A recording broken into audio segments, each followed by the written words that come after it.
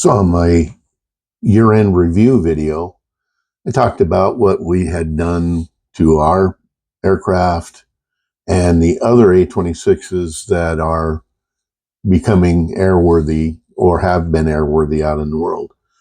Well, this particular video is highlighting a lot of pictures that the guys in France sent me of their efforts to restore this combat veteran to airworthy status, and the amount of work that we really like our airplane. It's very clean, but these guys are going to the ultimate work to make this a totally pristine, essentially brand new Douglas A-26 Invader. They're doing everything they can to make it as original as it was in 1944, 45, whenever this one was built.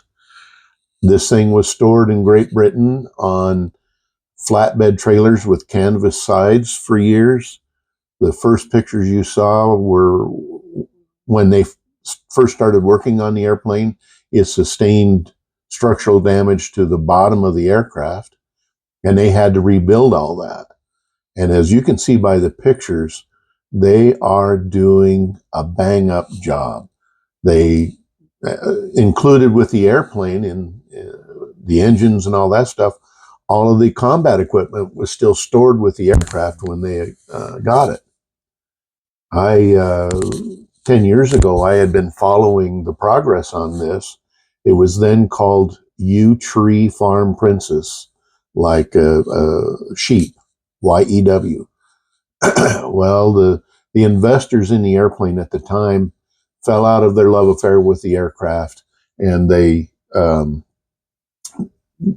work stopped.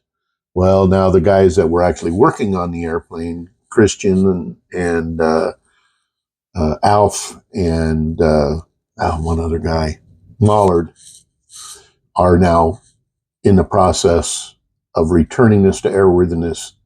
As you can see by the expenses, as you can see by the pictures, they are turning over every stone to make this as pristine as possible.